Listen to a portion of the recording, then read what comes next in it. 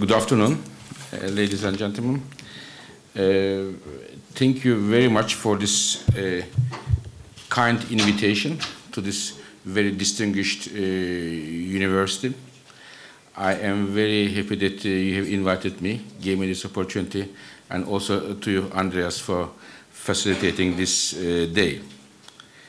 Together with my colleague, Mr. Olajarnik, we thought it is an excellent opportunity to share some of our thoughts with you.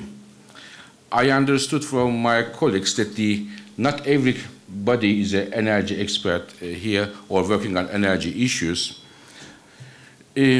but energy and climate change became such an important of our daily lives, will be and is and will be such an important part of geopolitics. Climate change is an important part of our livelihood. And moreover, I think when you look at the newspapers, when you watch the television, the news, you need to have some of an idea what is going on in the energy world and climate change in order to be able to make the right interpretation of many events. At least I believe so. Now, I don't want to make too much philosophy here since we have a philosophy professor with us, but just wanted to tell you that energy and climate change is at the center of many key issues at stake today. What I will do is I will try to first look at the main trends in the energy markets today. Where are we going? The first part. And the second part, I will talk about climate change. Perhaps some of you well know that we are starting a new negotiation meeting in Cancun following the Copenhagen in terms of climate change. And therefore, I thought I should discuss with you a couple of issues in that respect. Now, let me start with one disclaimer, namely, energy sector is today facing tremendous amount of uncertainties. So where will this sector go will be depending on some crucial factors. And I wanted to tell you what I think 5 of them are, the key of them. First of all, the economy. Now, global economy is, as many people say, on the way to recovery. This is perhaps an optimistic statement, but many countries in the world are on the way of the recovery, whereas we see in Europe, for example, rather sluggish growth prospects. And how the economy will develop is crucial for the energy sector. How the demand will be, if there will be enough demand. Second, if the economy doesn't recover, how we are going to realize many energy investments in terms of access to credits for financing those projects. So the first uncertainty is related to the economic uncertainty, and I think there are very few people, if at all, could say that the economy is going to go this way or that way globally in the next months to come. So this is the one biggest uncertainty. The second one, as I will try to explain you in a couple of minutes, in terms of oil markets, I believe that the age of cheap oil is over. So this is a reality that we all have to face as governments, as industry, as, I don't know if you have cars, as a car driver, that we have to take into account that the age of cheap oil is over, and there may be zigzags in the future according to economy, according to this and that, but the general trend will be we will see higher oil prices. How high and when this increase will start is a question mark. Third point, natural gas. there is a major transformation in the global gas markets. And this is mainly driven by a gas revolution taking place in the United States. Only 3 years ago, in the United States, many people, including the US administration, they thought that the US will be a major gas importer. Only 3 years ago. Because their domestic gas production was declining and their gas demand was increasing. But within 3 years of time, we saw a boom in the domestic gas production, mainly shale gas, we call it unconventional gas, and this is changing the picture worldwide. We have now a lot of gas in the markets, more than we use, and this pushes the gas prices as a commodity downwards, cheap gas prices, natural gas. And this could change a lot of things, and I will try to explain what it could change, cheap gas, in this very region as well, and elsewhere. Fourth, Copenhagen, which was definitely not a successful meeting in terms of having a result. So we couldn't have a legally binding agreement in Copenhagen worldwide, but many countries are putting some policies in place to reduce the CO2 emissions. Most of them have no legally binding character on a voluntary basis. So if they don't reach their targets, no problem. And we do not know, nobody knows, how those climate policies will affect the energy sector. Energy sector is responsible 2/3 of the climate problem.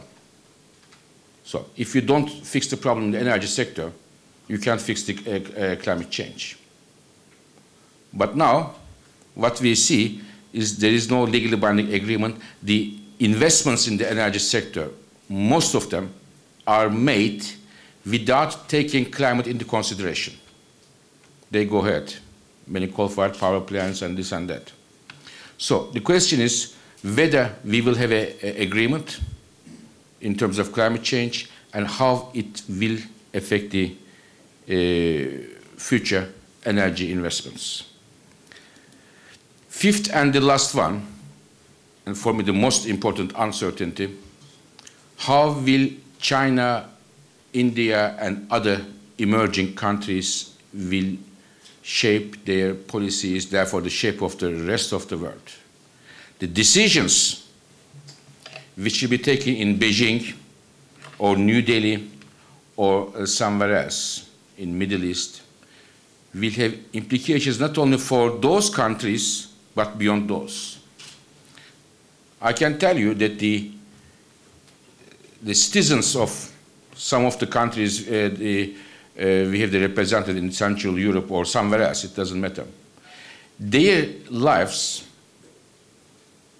will be affected more by the decisions made in Beijing than the decisions taken in their own capitals. Okay? This is the same, this is for oil, for gas, coal, climate change, and everything. Just to put the things in the context. So, these are but how those countries will move is something that we need to understand when we look at the future. Let me just come to you and share with you some of the thoughts we have, how the global energy picture looks like. Global energy demand, how we consume the energy, according to regions, have a different picture than we used to see in the past.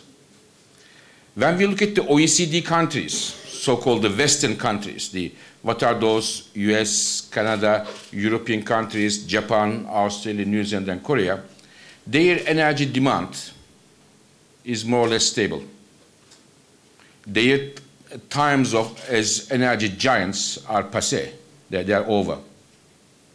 The growth is coming from China, India, and from other countries. But I have to be here fair.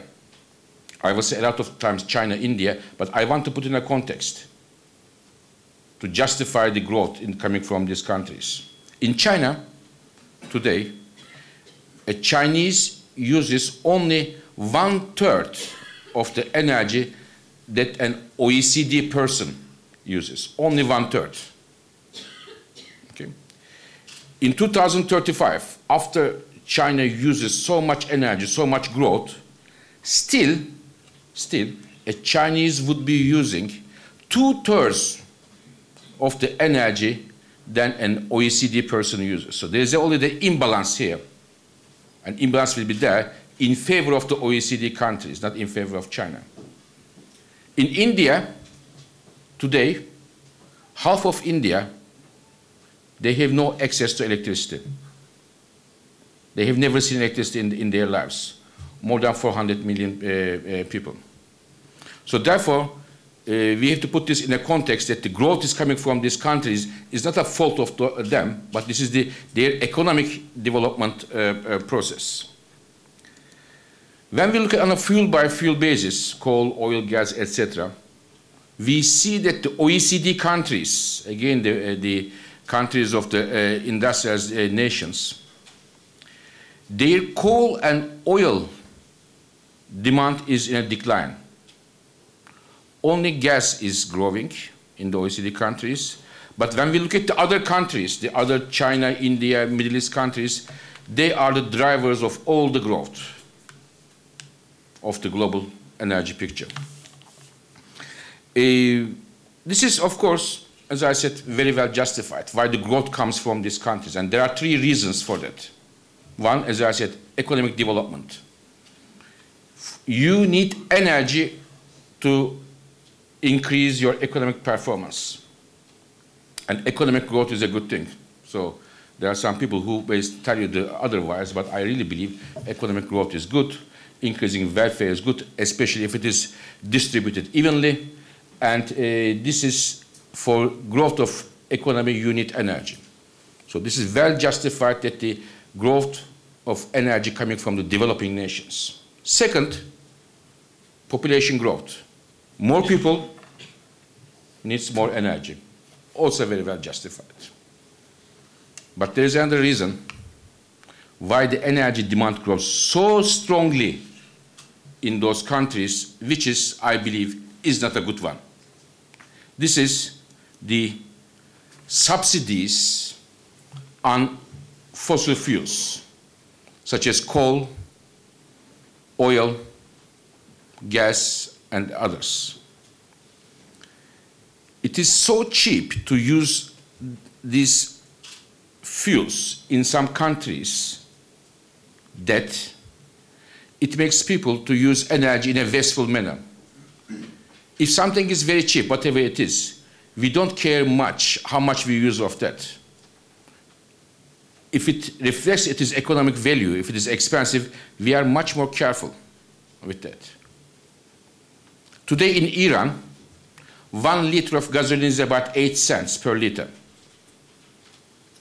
It is cheaper than in Budapest, I guess. 8 cents per liter. And this means that it also puts burden on the government budgets. Today, about 1/3 of the Iranian government budget goes to cover subsidies. And I can tell you one more thing. In many countries, they say that we put subsidies in order to protect the poor. And this is completely wrong. Who uses modern energy services mainly medium and high income levels. Most of the commercial energy is used by medium and high income levels. Poor people don't have the SUVs. They don't have 2-3 refrigerators at home. And as you will see in a minute, most of them don't have energy at all. And therefore, most of the subsidized energy is used by medium and higher income levels.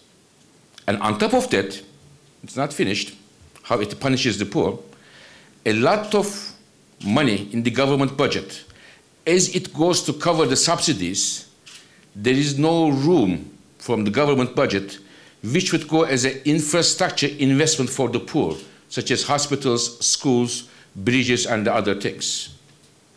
So therefore, the subsidies are a rather harmful practice, especially for fossil fuels, and it is, we hope, that it could be phased out, and this is what we discussed in Seoul during the G20 meeting in a report we have submitted as a request of the G20 nations, which has been highlighted as a G20 decision in their communique.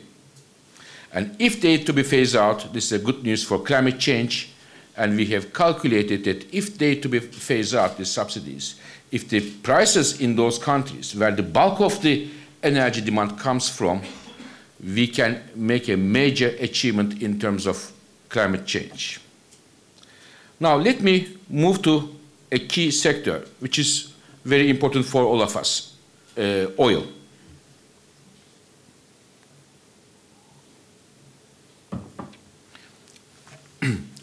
There is a big change in the oil use worldwide. It is again a bit technical, but I will try to explain you. Don't get in panic if you don't understand the first couple of sentences. So I will try very slowly to explain you why it is important now, this change. Now, all the change in the oil demand growth, or in other words, all the growth in oil demand comes from transportation sector, namely cars, trucks, and jets. Why it is important, this change? In the past, we were seeing that the oil demand growth was coming from electricity generation, for example. We were using a lot of oil to produce electricity. Or we were using a lot of oil for heating at home. Okay? Or in industry for processes. And in that case, when the oil prices went up, for example, in the electricity generation, we have an alternative to go from oil-based electricity generation to coal, gas, I don't know, nuclear power, renewables, etc. You have an alternative. In terms of the home heating, in my home country, in Turkey, we were using a lot of fuel oil. When the prices went up, everybody switched to gas or electricity or other things. You have an alternative. But when it comes to transportation sector, when the prices go up, in the tank of your car, you cannot put anything but oil products, for the time being at least. So you don't have alternatives to oil in the transportation sector. It's a captive demand. There is no flexibility there. And this is very dangerous. This is very dangerous because normally in the economic theory, I mean, but I'm sure we have colleagues from the economic department here, when the price of a good goes up, you have to see a reaction on the demand side, but the reaction is becoming less and less strong because you cannot go anywhere.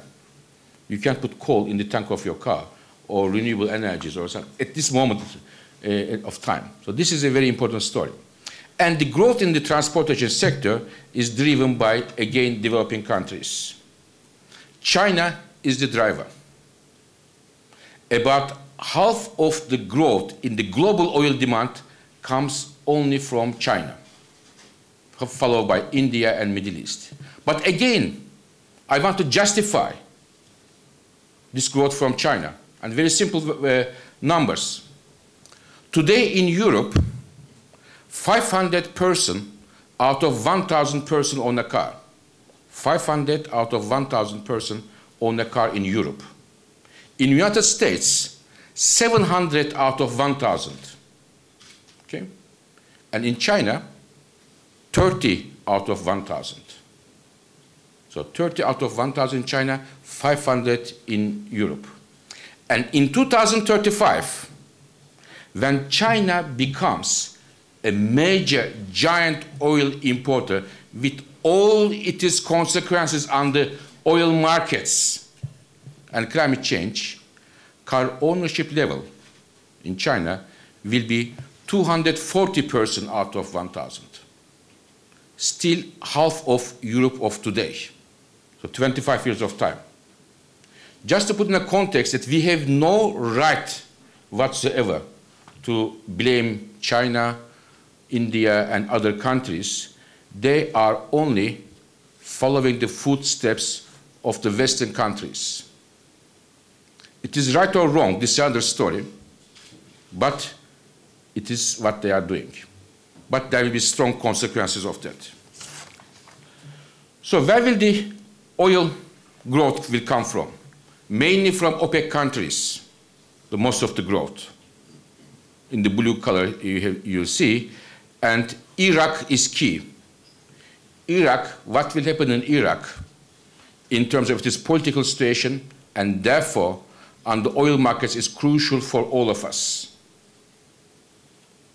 Most of the oil fields in the non-OPEC areas are in decline.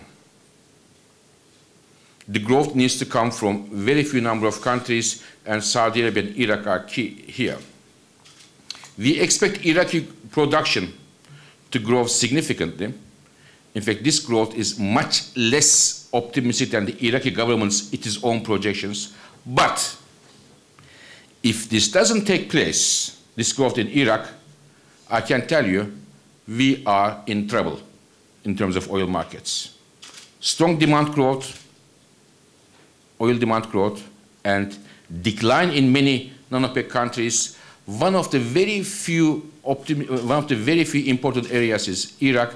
If we don't see the growth coming from Iraq, the oil markets may well be facing major challenges. And what is the problem? The problem is the political stability and the establishment of a secure working environment in Iraq. These are the major issues. Otherwise, Iraq has huge reserves and very cheap reserves and very easy to exploit reserves. Let me move to another fuel, which I think is crucial for this very region. Natural gas. Natural gas demand will increase substantially in the future, the highest within all fossil fuels, and again led by China and India. There is a gas there's a conventional gas we all know, and there's an unconventional gas. We call them shale gas or coal bed methane. This is coming mainly from US, but we expect from China, Australia, and other countries to come as well, which would help to increase the diversification of gas resources. One thing is a very important phenomenon. I think it is an important thing to note. You can use your conversations if you are aware of this very fact. Namely, we have an oversupply of gas. There is a lot of gas in the markets today. More than, as I said, we use for the time being. And since there's a lot of gas prices as a commodity is low and will remain low for some time. They will be under pressure. And this is a very good thing, especially if you are not a gas exporter, of course. As if you are a gas importer, gas buyer, this is a good news that you will have a modest gas prices. And this would change low gas prices many things. One of them is, I don't know how familiar you are, but in between gas exporters and gas importers, if they made a long-term contract, normally they make the contract so that the gas prices that the buyer pays to the seller on the basis of how the oil prices move. So they are indexed to oil price movements. Okay? And as I told you, oil prices will move, so therefore gas prices will have to follow the oil price and go up, which is of course a bad deal, I would say, for the gas buyers. But as I told, there's also gas sold in the commodity markets, as LNG we said. This is like a commodity, free commodity in the markets, and their prices will be rather low. And there will be divergence between the gas prices sold in the long-term contracts, which is prices are linked to oil prices, and gas sold as a commodity in the markets. So we would expect that more and more gas contracts will be made reflecting the market realities. Therefore, the life for the gas exporters in 2011, 12, and the others can be much more difficult. And if the gas importers play their cards wisely, they can make very good deals in terms of new contracts. And this is a very important hint for many countries. There is another story about the impact of low gas prices, namely gas doesn't live in isolation in the energy markets by itself. All the fuels compete with each other. There is a beauty contest. What is the condition? Which one is cheapest? Which has less effect on the climate change, and so on. Now, renewable energies, which is very important for all of us, wind, solar power, biomass, hydro, it's very good energy sources because it is good for climate change and good for the energy security because it is own country's domestic energy. But they are expensive in general. And their competing fuel, gas, when its price goes down, renewables problem is even much more challenging. Its competitiveness is more of a question. Before the gas prices went down, government helped the renewables to subsidize somehow and to compete with gas. But the gas prices is now going down. It is much more difficult for renewables to compete with gas now. The life is becoming more difficult. So this is, of course, not a good news for renewable energies. Let me move to coal. Coal is still the backbone of the global electricity generation. In OECD countries, coal use power plants, their share is declining substantially. India is growing a bit. And the bulk of the growth comes from China. China coal-fired power plants in the next 25 years are about 600 gigawatt. It may not mean much to many of you here, but if I can tell you that China will add in the next 25 years a capacity which is equal to US plus all European countries plus Japan in 25 years, it may tell you something. So all the almost OECD countries, what they have been building in the last 60 years, China will add an addition of them only in 25 years. And this is again justified because China needs electricity and coal is their domestic source and cheap. But at the same time, when we talk climate change, only the CO2 emissions, this is important, coming from the Chinese coal-fired power plants, only from the coal-fired plants, I'm not saying from China, only Chinese coal-fired power plants are 1/3 of the all global world CO2 emissions put together. Only the coal-fired power plants, 1/3 from China, not even Chinese, only for total emissions, but emissions from the coal-fired power plants. And this is a major challenge for all of us, for China, for India, and for all of us. Let me give you, for once, a good news. It's about renewables. Renewables are growing everywhere in the world. Because I don't know any government in the world which does not have a strong plan to increase the share of renewables. What is renewables? It is wind, solar power, biomass, hydropower. These are the renewable energy sources. They are typically they have no impact on the environment, in most cases, if not all. And second, it is a domestic source of a given country, it decreases your import dependency. Therefore, it is very good. But what is the problem with renewable energies? There are a few of them, but the most important than being, they are more expensive than the other fuel sources, traditional fuel sources I told you. And there's another problem, especially with wind energy. You have electricity when there is a wind. And when there is no wind, you don't have electricity. So this, I can summarize like that. When the wind stops, and wind may stop, and nobody can, at least for the time being, manage to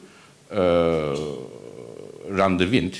So therefore, there is a problem, but most important problem being it is more costly than the traditional sources. So, how this growth is going to take place, namely, due to the subsidies that the governments are giving. Many governments, especially in US, China, Europe, are generous to help the renewables to penetrate the markets. If we leave everything to the markets alone, market rules, renewables will barely see the light of the day, so governments push them.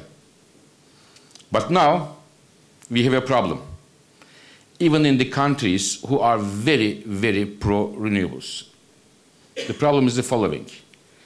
Most of the countries where the renewable subsidies are heavily pushed, they have major budget deficits. And there is a strong arguments between the finance ministers and the environment ministers. Because finance ministers want to narrow down the deficit by eliminating those subsidies or not giving subsidies, and the environment minister wants to see renewables to play a bigger role. So because of that, there is a risk that many renewable industries are facing. Plus, as I said, the cheap gas doesn't help the renewables. United States, when Mr. Obama took office, one of the first bills he passed through was the Renewable Energy Act. Okay? And 2010, this year, the most optimistic expectation about renewable energy investments in the United States is 70% less than 2009. So there's a 70% decline in renewable energy investments in 2010 in the United States compared to 2009, despite all this support. Because of cheap gas and because of many federal states have difficulties to push the renewables. Now, I will tell you something about China, which is a bit different and which can give you a different perspective of China. Up to now, I told you that China is going to put a lot of pressure together with India and the others. A lot of oil use, coal use, etc., CO2. But there is another role of China. Okay? When we look at our projections, in the next 25 years, most of the clean energy technology growth will come from China. In terms of solar energy, in terms of wind, in terms of nuclear, and even in terms of the advanced car technology, such as electric cars.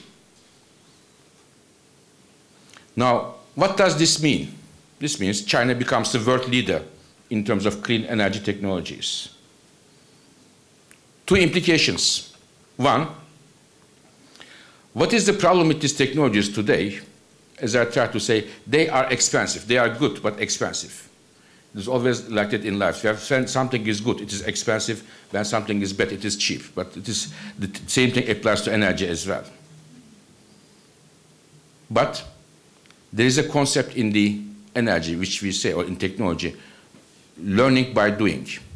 China will build so many new, because the size of the economy is so big, so many new clean energy technologies that they will learn, and as well as the rest of the world, to bring the cost down of manufacturing these new technologies. So 20, 30 years ago, to produce wind turbines were much more expensive than today. We build a lot and we bring it down. And China will build a lot of them and therefore bring the cost of these technologies down, which is a good news for everybody. The entire world will benefit from that, the lower cost clean energy technologies. But there's other implication. Let's say electric cars. If we foresee, as we foresee, China becomes the leader of electric cars in the world, the champion, what will happen to the current champions of car manufacturers today? Such as Germany, such as Japan, such as the United States. So there may well be implications of Chinese rise as a clean energy technology market leader on the current positioning of the some countries in the world, mainly the ones in the OECD countries. Caspian, one word about Caspian countries. We expect Caspian region will contribute growingly to the global energy picture. In terms of oil production, Kazakhstan is a key country. And in terms of natural gas, the Caspian region will be a major gas exporter. Some of you may know that Norway today, after Russia, the biggest contributor to the European gas picture, and Caspian, in 2035, Caspian gas production would mean 300 BCM, which means 3 new Norway. 3 new Norway will come from the Caspian region in terms of production. And Turkmenistan will be the leader of this growth. And our projections are very modest compared to Turkmen government's numbers. We are about half of the Turkmen government's targets, our projections. And here, again, one congratulations go to China. Why? For the following reason. Some of you may know, and in this very country, Hungary is involved in this discussion, since 20 years, Europeans are discussing how do we bring the Caspian gas to Europe? Is the route A or B or C, which is more economic, which is this, which is that? 20 years. There's a discussion. It's not yet finalized. It can take some another 20 years or so, but it's still ongoing in Brussels and elsewhere. China, only 3.5 years ago, sat on the table with the Turkmen government, and now, today, Turkmen gas is flowing to China. Pipeline is built, financed, and the gas is flowing. 3.5 years. And in Europe, we are discussing since 20 years. What is the best route? So, no comments, just for your information. Before going to climate change, I wanted to talk to you about the energy and poverty. But let me move it to the end of my presentation and tell you one or two things on the climate change, since it is at the heart of many of the colleagues I understood in their interest. The scenario I show you up to now, the pictures and so on, it brings us to a temperature increase 3.5 degrees Celsius. 3.5 degrees Celsius, and you don't need to be a climate scientist.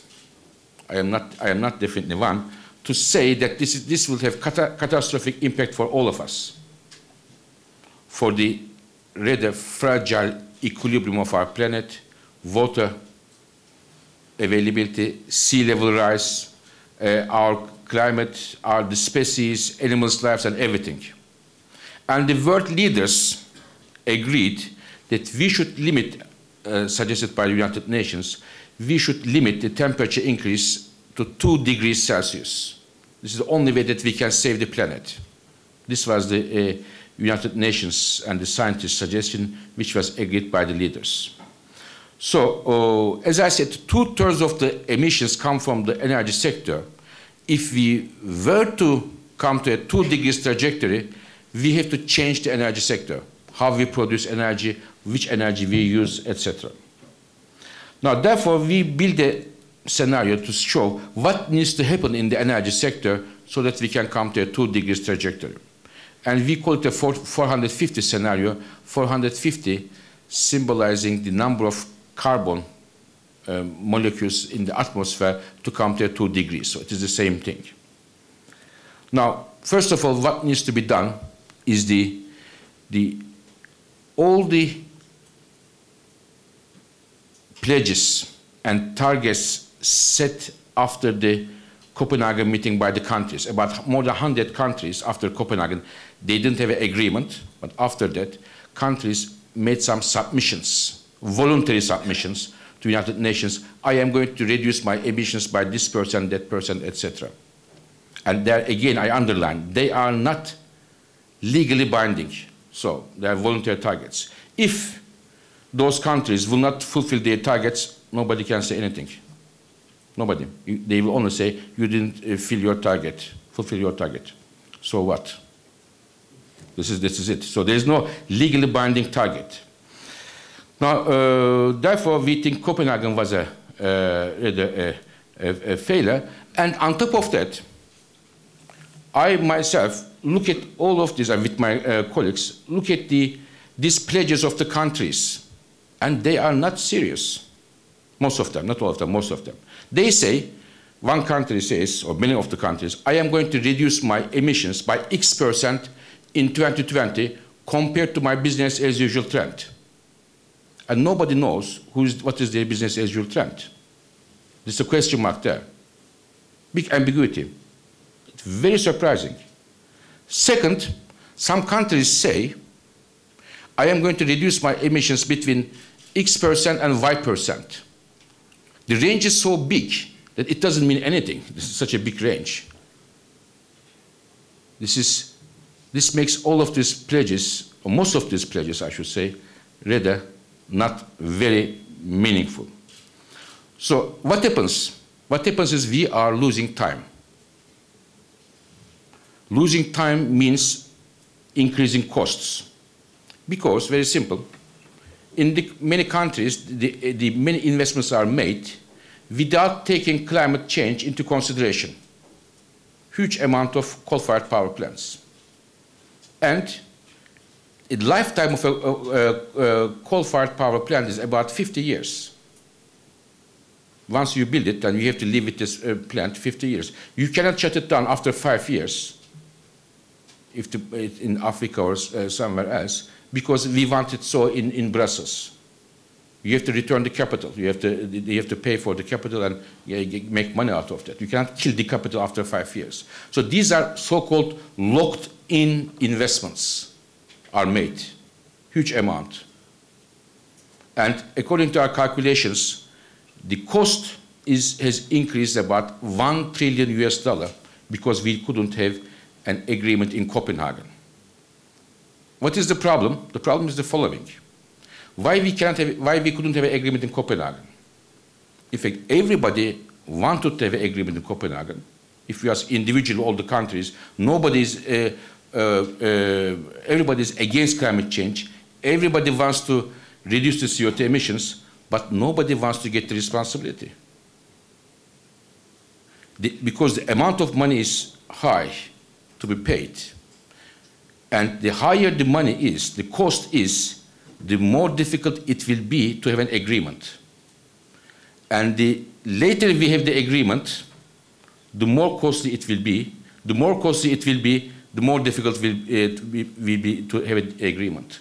So there is a vicious circle there. Therefore, it was not a very major achievement we saw in Copenhagen, and the chances of coming to a agreement is getting less and less as we wanted to see.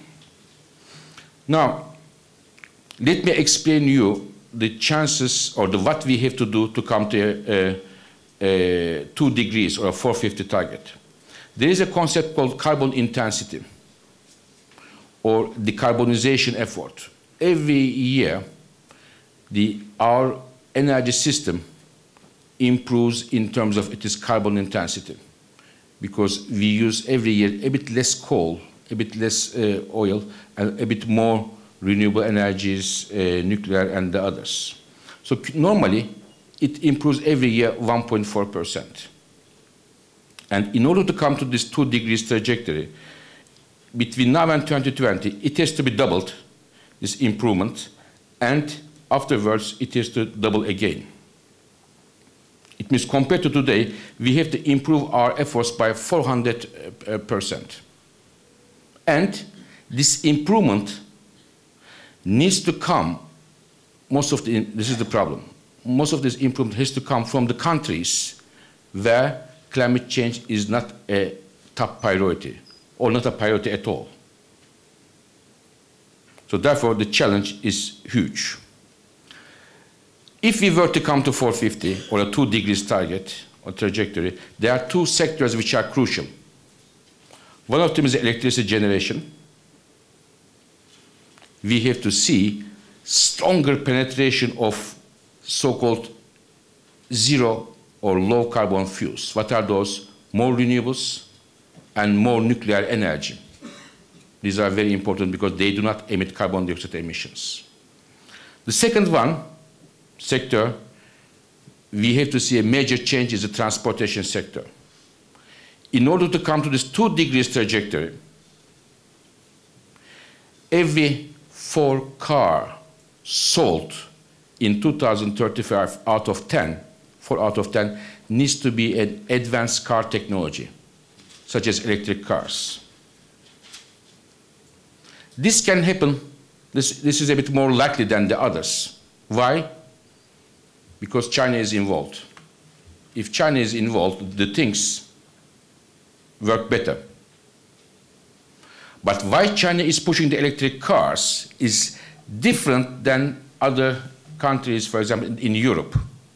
In Europe, the major driver for electric cars is climate change.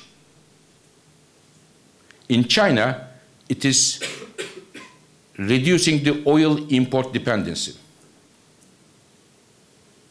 Okay. But it doesn't matter. It helps in any case. As they say in Chinese, you don't look at the color of the cat if it catches the mouse.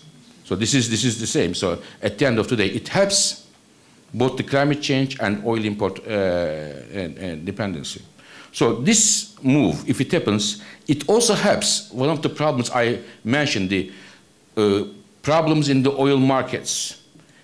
This was the oil demand in our likely scenario growing up. And if we go to electric cars, oil demand will be going down. So much comfortable oil markets.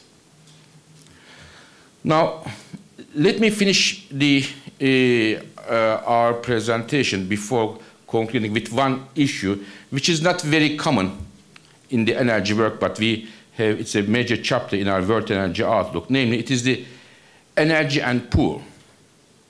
It's a subject that we have been working on since 8 years within the World Energy Outlook. It is the following.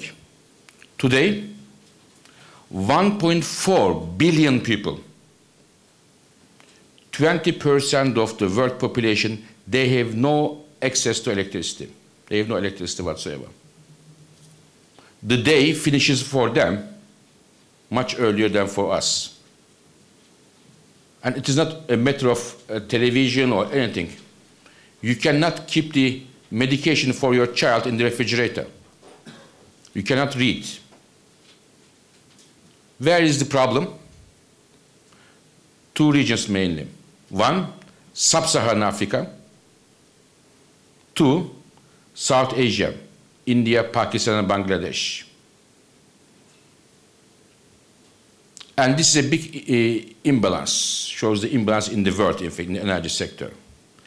Amount of electricity used in sub-Saharan Africa, where you have 800 million people, the amount of electricity used there is equal to electricity used in New York City, where you have a few million people living. So there's a big imbalance.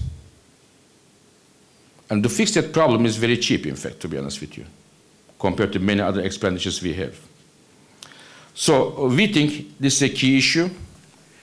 We made this report and presented to UN General Assembly in September this year with the hope that there is an international concerted effort to bring electricity to these people in these countries. If you leave it to the markets alone, as some of the OECD countries think, it will never be the case that we will see these people will have access to electricity. According to our analysis, in 2035, if there are no international concerted efforts, in 2035, despite the economic growth worldwide, despite the technological innovation, there will be still 1.2 billion people who will have no access to electricity, which we think is a shame. So, let me finish the presentation by trying to conclude some of the issues. There are many policies put in place after Copenhagen and after high oil prices by governments to address the energy security and climate change issues, but our analysis shows that we are far from coming to a sustainable energy path.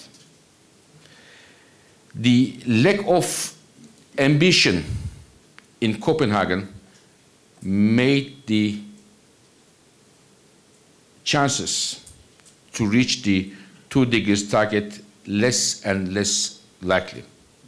Renewables are becoming, or set to become, the main actors, one of the main actors of the energy movie.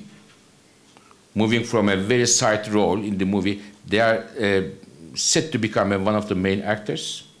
However, there is still a need for government support. Without government support, they will fail to be a main actor.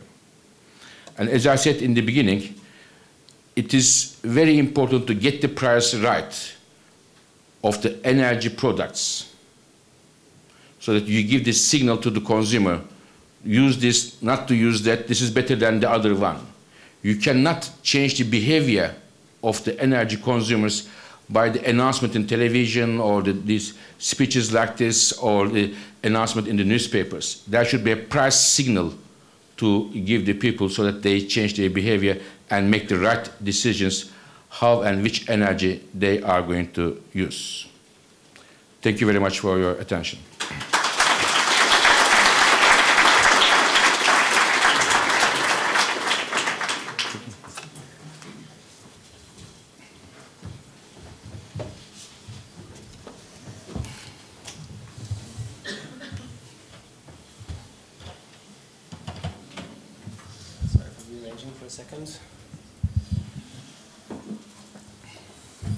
Thank you very much, Dr. Birol, for sharing your interesting thoughts and insights into future energy trends with us. And thank you also very much for walking us through some of the main challenges that the world faces in energy and in climate. As an energy researcher, I'm very much tempted to monopolize the Q&A session that's about to follow now. But we have about 40 minutes, which I would certainly like to spend with you and open up to your questions. So you're most welcome to address a few questions to Dr. Birol. We'll collect a few and then give the floor back. Please identify yourself once you have a question and try to limit your question to a question, not a 5-minute comment. Thank you very much. We have a few micros around, which are there and somewhere else, I guess. Absolutely. So please feel free, and we're looking forward to your comments and questions. I guess let's start with this gentleman over here. Hi, thank you for your wonderful presentation. I have a simple question. I'm not an energy expert or anything. You talked about how we should phase out subsidies from fossil fuels and how renewables need subsidies as well. But one of the criticisms of subsidies in fossil fuels was that people waste and there is no innovation. Won't that problem still apply to renewables? And the second was, you set up this policy, this formula about how being too late would mean more costly, and conversely more costly would mean less chances of agreement. But don't you think the rise of renewables would be the third variant in that formula? Thank you. Next was Ruben, I guess. And please identify yourself. Thank you. Okay, I'm Ruben Tsaganyan, professor in the Department of Environmental Sciences and Policy here. Just a very small question about how you see future prospects for transportation. Is it gas? Is it electricity? Because will oil stay as mostly transportation?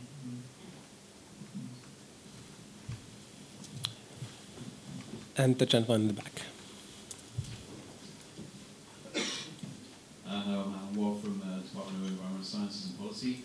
You said very little about energy efficiency in your lecture. Does that mean, should that be taken to mean that you're sceptical about the role of energy efficiency in the energy prospects? So, the first question, you said you're not an energy expert, but very good questions, by the way. So, like energy experts, this is both of them are very much at the heart of the energy debate today. Now, the fossil fuel subsidies it is somehow subsidizing or giving money donating money to your murderer, because the fossil fuels are the single most important driver of climate change. So therefore, I think it is very different in character to help the renewable energies. Renewable energies are helping us to address the climate change, whereas fossil fuels are the cause of the climate change. So I wouldn't put them in the same category in terms of subsidies. Having said that, I do not want to say that all the renewable projects have to be subsidized 100% throughout their times. I think each country has to look which renewable energy is most promising in terms of its cost effectiveness, and they should concentrate on those. I don't see any logic in some, for example, Northern European countries putting so huge subsidies on solar energy. They have almost no solar. This is incredible. And I don't know if we have any colleagues here from Germany. Let me give you another example. There is a project called Desertec. Some of you may know. The idea is to get the North African. Oh, you are from Germany. So I'm sorry. So bingo. So it's very good. I have a comment on this later on. So sorry for this, what I'm going to tell you now. But the idea is the following. There is a lot of sun in North Africa.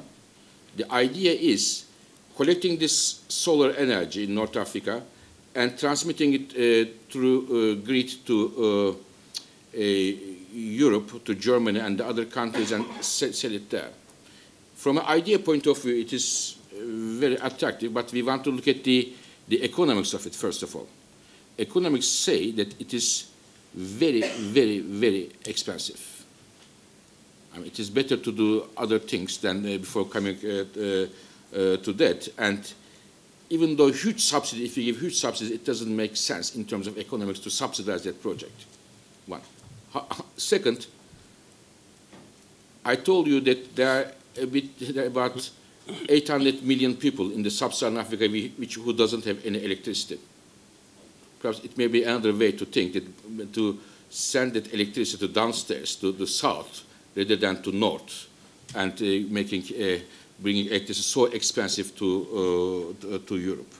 So I believe supporting renewables and supporting fossil fuels are two different things, and if not opposite. And this brings me to your second question.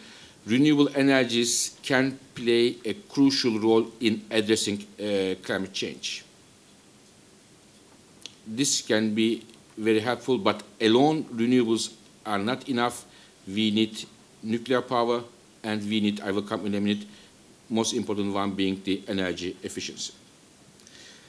The question about the transportation sector. Now, transportation sector is a crucial sector which is at the heart of the interests of the people who fight against climate change and oil security. Because for climate change, it's a major contributor. And from oil security, I mentioned that it is the main driver of the oil markets and oil demand growth. There are many solutions for which, okay, let's go from oil-based transportation sector to an advanced. But what is this advanced? There are a few suggestions here, ranging from A, electric cars, B, plug-in hybrids, C, biofuels, D, natural gas. Since the gas is so cheap and will be cheap, many people think, gas can be used in the future. Now, when we look at these projects, these things, I think it is very difficult to say this will be a winner. But I think electric cars are one step ahead, and it could be a combination of some of them. And I can tell you that there is a huge competition in the industry, which one will be the winner in terms of getting the support of the governments. China will play a crucial role. Which one will be the winner there? Because if China goes for one of these options, it will increase the chances of that industry to be the winner or one of the key winners. I think transportation sector, compared to all others, looking at this climate change driver and the oil markets conditions, is like a pregnant woman. There will be a child delivered very soon, but we don't know it is a girl or a boy or a twin or not, but there will be hopefully a child, a baby coming soon. I think electric cars are one step ahead. Third question on energy efficiency.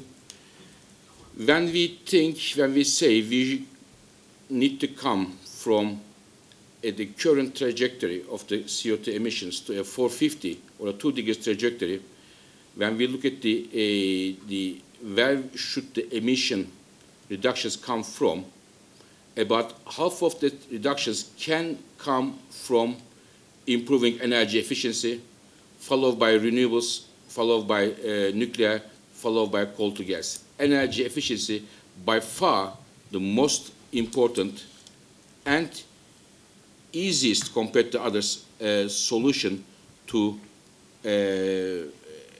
address climate change problem. However, I should tell you the following. There are two ways of improving energy efficiency. One, through regulations, standards, and so on. So you say no refrigerator will be sold in this country below the energy efficiency standard of this. So you make these standards and so on. This is one way. And this second way, on top of that, it's not or, it is and or. The second way, which is the most important one, as I said, price signals. You have to either make the price of the energies higher, so that people use energy much more efficiently, much more carefully, or as a government, you provide incentives for the people to buy more energy efficient equipments, more efficient cars. If you say the person goes to the car shop, if you buy this efficient car, you will get this bonus, or if you buy this refrigerator, you will have this advantage. There should be some financial incentives. So it is the reason why I am saying that the efficiency and the right decisions will not be made on the basis of information or on the basis of the announcements and speeches. When it comes to changing of the behavior, I don't trust human beings. They will not change their behavior because something is good. They will change their behavior if something is beneficial for them, that is good for them. Sorry to say this, but this is based on empirical data. So this is. Thank you very much. Let's go for a second round. The gentleman here, then I guess you, and then there. And we have a third round. Don't worry. My name is from company. I have some questions. I see and I agree completely with you that what is the future, that renewables must come and they play a great role, and also I completely agree with energy efficiency. I think, and I need your standpoint also, because even in the fossil fuels we have to look, because for the decades to come we have to use them. And then even better use and the better technologies are very much needed to cover a good part, how to use them. And also there are some policy issues like the life cycle analysis, because the natural gas is only accounted in the downstream side and upstream is left out for Europe. And I think this is a wrong comparison between the fossil. I mean between Phil's framework fossil. Yeah. And also the technological advancement, the higher energy efficiencies in the fossil fuel use, like in the coal, and also the recycling of carbon, the carbon dioxide recycling. And this offers also an option to make better use of renewables, because I think the greatest challenge of renewables is the storage, how you store it. And the storage in methanol, like say, to recycle carbon dioxide and then make it carbon-free, the fossil part, the fossil cycle, is also a good option. And I like to hear your views on these issues. Thank you. Thank you. I think you were next. My name is Andreas, and my question concerns pricing. We have discussed the role of subsidies, and actually through pricing, through price elasticity, demand is determined. So I just wonder if you yourself or the agency have carried out calculation regarding the necessary price increase in order to achieve the goal of staying below 2 degrees. So in my view, either you subsidize something to achieve the goal, or you increase the price. And it would be interesting, I would be actually massively interested in seeing the volume or the quantity of the necessary price increase. Thank you. And I think the next one was somewhere in the back. I forgot. I guess, yeah.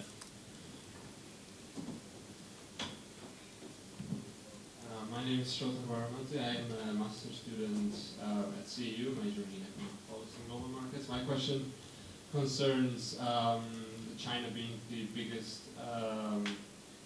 user of the electric cars in near future, as you mentioned, and you said it will decrease the China's dependency and usage of the oil, but the cars need electricity and it will generate carbon emissions directly or indirectly. Do you have any numbers on how much less carbon oxide goes into the air when the car is electric? Thank you. Thank you. Final one, Tom, for this round. Hi there. My name is Tom Lynch from Calgary, Alberta, Canada. I want to talk about cars for a moment. You've staked a lot of success in changing to hybrids.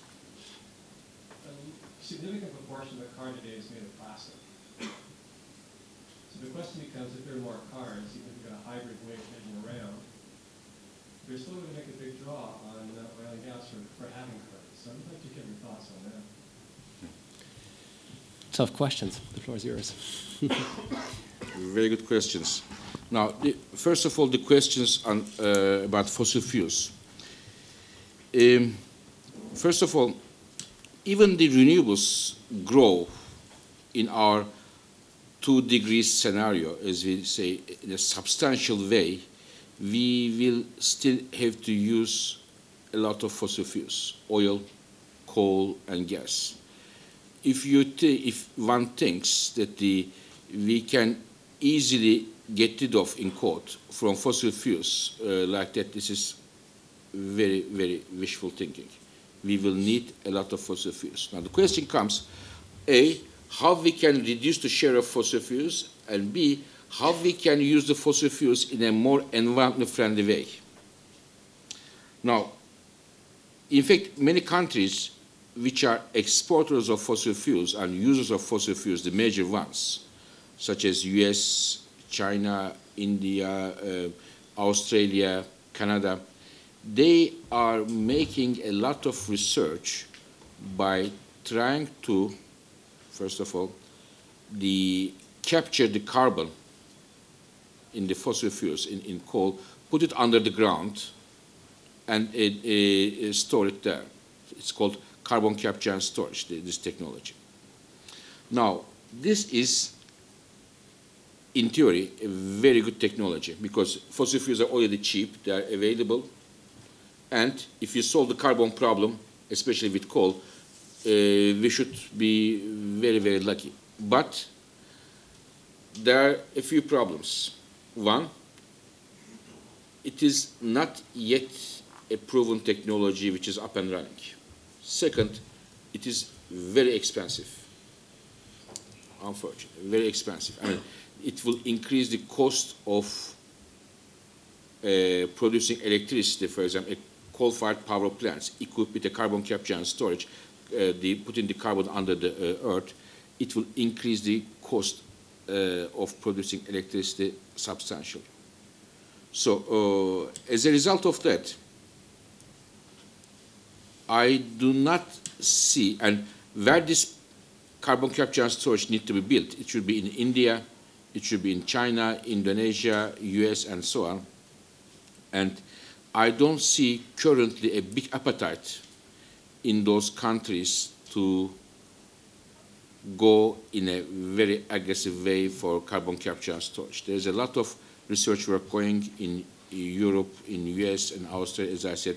There are a lot of demonstration plans, the pilot projects, but it is still too early to think that they will be the technology of tomorrow.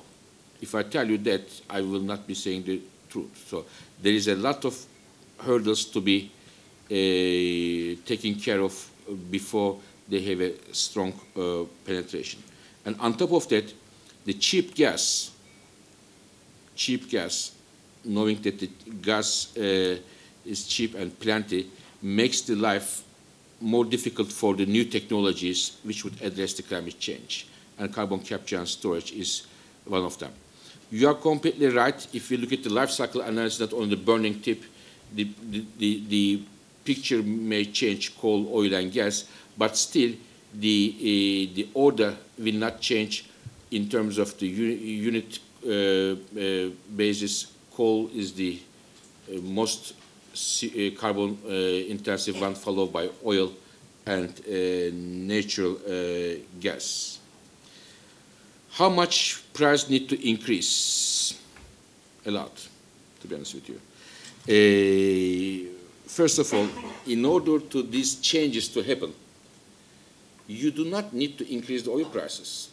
There is a very simple way to do it, namely putting a price on carbon, so-called carbon price. You don't need to see the oil price to increase. You can put a carbon price, a tax on using carbon. And our suggestion is to come to a 2 degrees trajectory. We need to see in the OECD countries a carbon price around $150 per ton of CO2. So this is a significant level of price, and this would mean a lot of zero emission technologies would be getting advantage, and since carbon intensive fuels will be punished through a carbon tax, a carbon price. But if there is no carbon price, in order to see a technological change, oil prices have to be much higher than today, if we are talking about a major change rather than incremental change. And not only that, perhaps one more thing, the price shouldn't be high only for 1 year or two. The investors should have the confidence that the price will stay there for many years to come in order to invest to more costly options. There should be confidence in the markets the price will stay there. The China electric cars. Now, if China would go for electric cars, or any country, it is the same for India, electric cars, but keeps the electricity generation system as it is, mainly coal-driven, it wouldn't make a major effect on the CO2 emissions. It's only marginal, about 10% level, because you will get the electricity from an electricity generation system which is dominated by coal. It will not make change the picture substantially. It could only change it if there is two efforts at the same time: electric cars, and on the electricity generation system, more nuclear, more renewables, and less carbon-intensive fuels. If we can do, we call it a holistic approach, then we can get major improvements in climate change. But having said that, I want to underline again what I said. In China, the main driver of electric cars is not the climate change. It is more the oil import dependency. And coming to the last question, since our colleague is from Alberta, I thought he would ask me a question about oil sands, because it's the first time that I get a question from somebody from Alberta who didn't ask me about oil sands. Thank you very much for that. The oil and, yes, you are right. Even we go for the advanced car technologies, there is a need for the material coming from the oil and gas, hydrocarbon sector, but it will be much less reliance on oil compared to our car system now, which is based on oil as the fuel. There will be definitely, we will still rely on oil, and even if we go to electric cars, we will still need oil for many years to come. The internal combustion engines will be with us. I said the 4 out of 10 cars should be advanced car technologies. 6 will be still internal combustion engines, and it is for the new sales. There is a lot of the car fleet doesn't exist of the new sales. It is a continuation of the sales the years before. Thank you. We have a few minutes left, so we could take 2 or 3 questions, make it very short, please. Philip first, gentleman here. You got last, well, and you got the last one, so 3 and 4. Okay, Philip.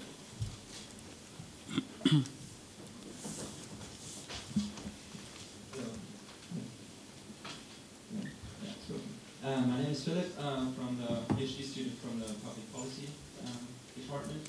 I have a question. You talked a lot about getting the economics right and getting the technologies right. I'm more interested, in what would you say to get the politics right? Because if we look at Copenhagen, we can also see that it was largely a political failure there.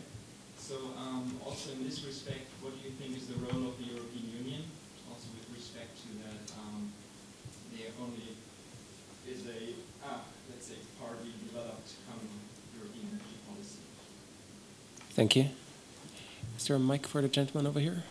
Could you, yeah. The gentleman with the Adidas t-shirt. Thank you. Hello. My name is Emrah. I'm a PhD student in the sociology department. Well, my question is, I have a question that I'm going to ask for a clarification on what I see to be a major contradiction in what you've presented. Towards the beginning of the presentation, you mentioned how developing countries, China, India, etc., they shouldn't be blamed for trying to develop their economies, and which is going to entail rising demand of fossil fuels, and I follow that with great agreement. And then you also had a chart showing current fossil fuel subsidies, and I noted down some of the countries, and you had Iran, China, India, Egypt, Venezuela as some of the top countries subsidizing their fossil fuels. So, and now I see this last slide where your last point is that getting rid of subsidies is the single most effective measure to cut energy demand. So it seems to me that despite all the rhetoric you spoke, now you're turning around and want to punish the developing countries again by removing subsidies. And a second question is what you... You have one. Sorry. It's really quick. The scenario 450, I was going to ask because as far as I've been following, the scientific, if this 450 refers to carbon parts per million in the atmosphere, the scientific consensus back in the Copenhagen days was 350. So I was going to ask if that changed or was that a typo on your part? Or the 2 degrees rise projection. Okay, could you pass on the mic to your left, please? Thank you. Thanks. My name is Laszlo Pinter. I'm teaching in the Department of Environmental Science and Policy. I'm asking this question wearing a hat as the coordinating lead author of the scenario chapter of the 5th Global Environment Outlook. And it's a methodological question for change. Even your policy, your optimistic policy scenario seems to be a forecast. Have you considered doing a backcast? And was that even feasible? I realize the political and technical and other difficulties. Thanks. Thank you for the presentation. My name is Peter Kiryushin. I'm from Environmental Science and Policy Department, master student. And my question is, how do you see the role of Russia in the future energy market? Thank you. Okay, we're getting big. Thank you. Okay. So now the role of EU. In terms of the climate change, EU has a very crucial role because EU has been the, to be honest with you, the intellectual leader of addressing the climate change. And not only that, EU is the only region or country set some legally binding targets. This is very good. And this is definitely much appreciated. But there are 2 buts there. One, the EU's share in the global energy CO2 emissions about today 14%, and it will go in the next 25 years to about 8%. So the decisions which will be taken in EU is important, setting an example, setting a leadership and so on. This is very much appreciated. But the effects will not be that big. This is very much so. And I will give you one more example. Today, if you look at the EU countries, there is a big debate. Should it be 20% reduction or 30% in 2020? Some countries say it should be 30%, some countries say it should be 20%. And it is discussed in all the EU summits, leaders' discussions, and so on. The difference, this is also an answer to Emrah Bey that asked the question. I will come to your answers later on, but just a footnote to you. The difference between 20% and 30% is equal to the 2 weeks of emissions from China. So I don't need to comment more on that. So just to put things in the context, again, how important it is to mitigate where the mitigation potential is the highest and the cost is lower. Second, the question about the fossil fuel subsidies. I think you didn't, or I wasn't able to explain, to reduce the subsidies are also good for those countries, because they have budget deficits, most of those countries, and they are covering with their big part of their budget the subsidies, which is mainly for the wrong investments. If you keep the price or the of, I don't know, coal, oil, and gas artificially low, you give the incentive to the people, A, use them a lot, and B, make investments in the equipments that will use them more and more in the future as it will be cheap, which is completely wrong. We are giving a wrong signal to the decision makers, the investors, to buy those cheap energy or subsidized energy using equipments. It could be refrigerator, again, it could be car and other things. The climate change issue is not an issue of the today or future. Climate change issue is also an issue of yesterday. OECD countries have historical responsibilities to address the climate change because the concentration in the carbon is an issue of since decades.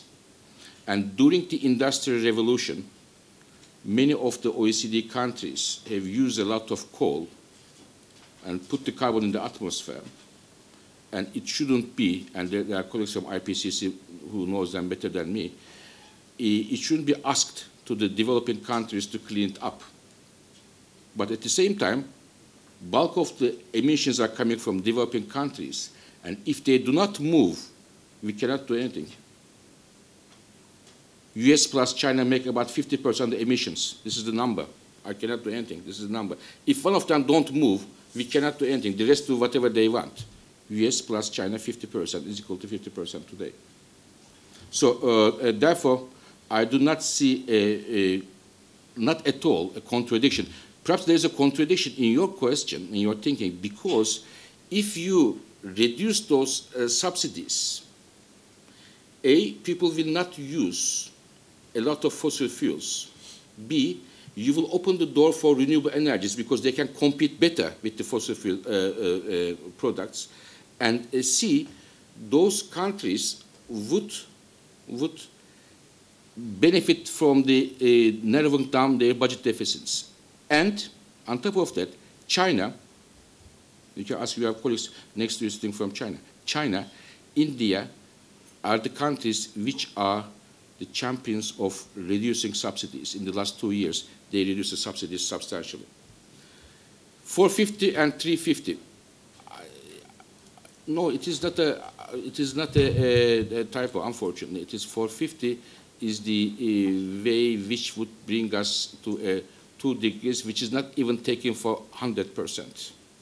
There is over 50% chances that we cannot even reach there. But to be honest with you, I would like to see 350, definitely. But I think that where we are now today, when we look at the numbers, when we look at the political conjuncture where we are in, 350 discussion is perhaps a discussion, a research topic, but I am not sure that it is a key topic in the international climate change negotiations. I will be very happy if 450 is taken for seriously. Leave aside the 350.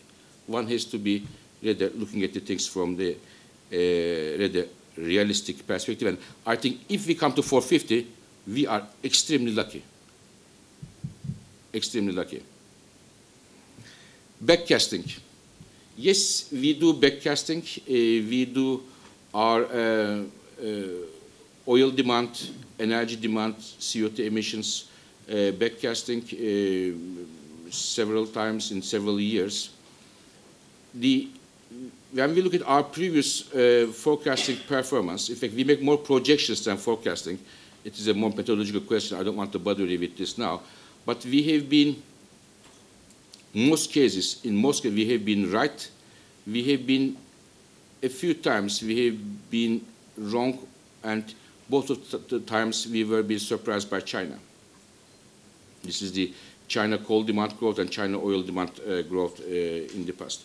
But we were the only organization, only publication, World Energy Outlook, which rightly forecasted in 2007 that China will be a coal importer. When we said China will be a coal importer, people said, how can China import coal? It's a big coal country, but now China imports coal, which major implications on the coal markets. Role of Russia will be important. How important it will be, it will depend on a couple of things. One, in terms of, because Russia is a major fossil fuel exporter today, how the world climate change discussions and the fossil fuel demand will continue, will determine the Russia's export stream. Second, if this unconventional gas, I didn't want to go too much in detail, but unconventional gas, namely the gas coming from North America, namely United States and Canada, and coming from China as well now, Australia, if it comes in a major amounts, as many people think, this may be a bad news for Russia. It's a conventional gas exporter. But in terms of oil, I expect Russia today produces about 10 million barrels per day. I don't see a major decline. It will be around 10 million barrels per day also in the next years to come. But since the global oil production will increase, Russia's share will decline. I see one problem for Russia. Russia's economy is today too much heavily relying on energy exports. And I think Russia is going to be more and more, or being now, single product economy, and this may be a risky way to go.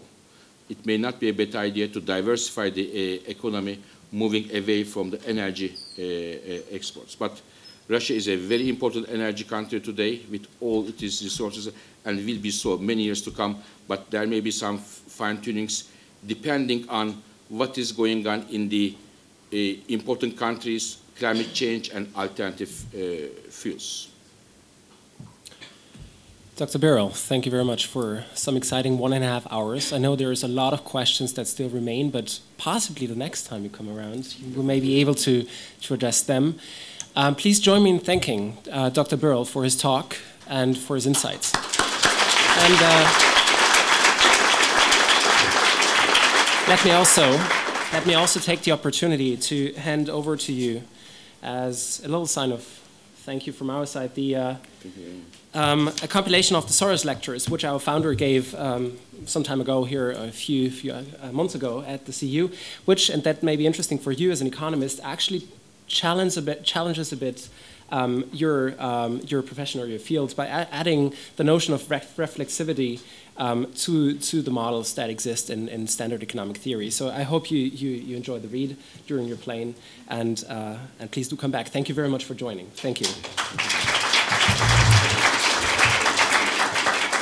There's a reception outside, so please welcome to join us there.